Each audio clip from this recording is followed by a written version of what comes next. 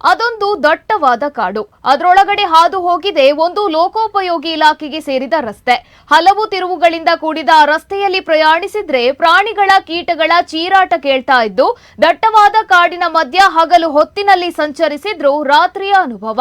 ಅಷ್ಟು ಗಾಢವಾಗಿರುವ ಕತ್ತಲೆಯ ರಸ್ತೆಯು 4 ಗ್ರಾಮಗಳನ್ನ ಸಂಪರ್ಕಿಸಲು ಪ್ರಮುಖವಾಗಿದ್ರೂ ಅಭಿವೃದ್ಧಿಗೆ ಸಾವಿರಾರು ವಿಘ್ನಗಳು.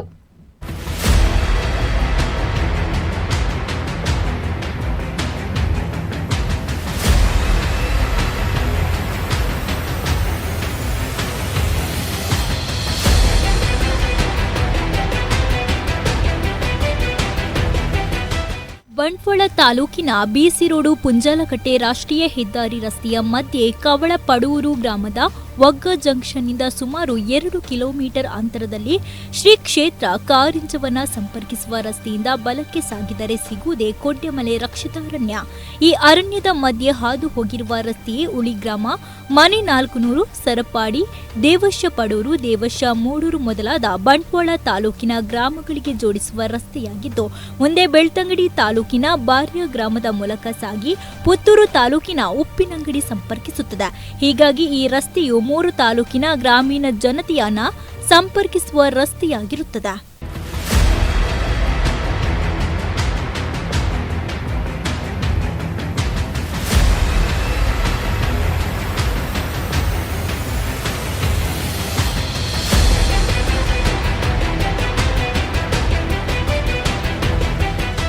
ಸುಮಾರು 4-5 ಕಿಲೋಮೀಟರ್ ರಸ್ತೆಯು ಕೊಡ್ಯಮಲೆ ರಕ್ಷಿತಾರಣ್ಯ ಪ್ರದೇಶದಲ್ಲಿ ಸಾಗುತ್ತಿದ್ದು, ಅರಣ್ಯ ಇಲಾಖೆ ವ್ಯಾಪ್ತಿಗೆ ಬರುವ ಈ ಪ್ರದೇಶದ ರಸ್ತೆ ಅಭಿವೃದ್ಧಿಯ ಅನುಮತಿಗಾಗಿ ಅತಿ ಅಗತ್ಯವಾಗಿರುತ್ತದೆ.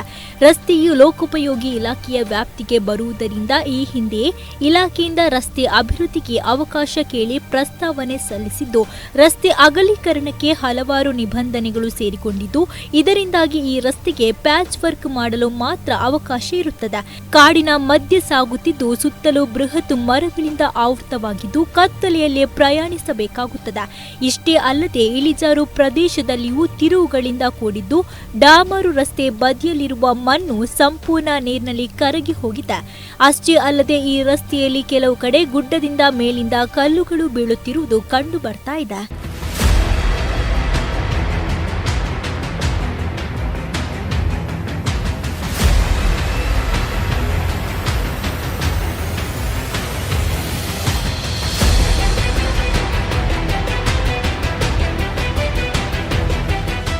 ಬಂಟ್ವಾಳ ತಾಲೂಕಿನ ಹಲವಾರು ಗ್ರಾಮೀಣ ಭಾಗಗಳಿಗೆ ಅನಿವಾರ್ಯವಾಗಿರುವ ಈ ರಸ್ತೆಯನ್ನ 2 ಘನ ವಾಹನಗಳು ಸಂಚರಿಸುವಂತೆ ಅಗಲೀಕರಣಗೊಳಿಸಿ, ಅಲ್ಲಲ್ಲಿ ವಿದ್ಯುತ್ ದೀಪಗಳನ್ನು ಅಳವಡಿಸಿ, ರಸ್ತೆಯ ತಿರುವುಗಳನ್ನು ಗುರುತಿಸುವಂತೆ ನಾಮಫಲಕವನ್ನು ಅಳವಡಿಸಿದರೆ ಹಾಗೂ ಇರುವ ರಸ್ತೆಯು ಯಾವುದೇ ಅಪಾಯಗಳು ಇಲ್ಲದಂತೆ ಉಪಯೋಗಿಸಿಕೊಳ್ಳುವಲ್ಲಿ ಸಂಬಂಧಪಟ್ಟ ಇಲಾಖೆಗಳು ಯೋಜನೆಗಳನ್ನು ರೂಪಿಸಿದರೆ ಗ್ರಾಮೀಣ ಭಾಗದ ಸಾರ್ವಜನಿಕರಿಗೆ ಅನುಕೂಲವಾಗುತ್ತದೆ.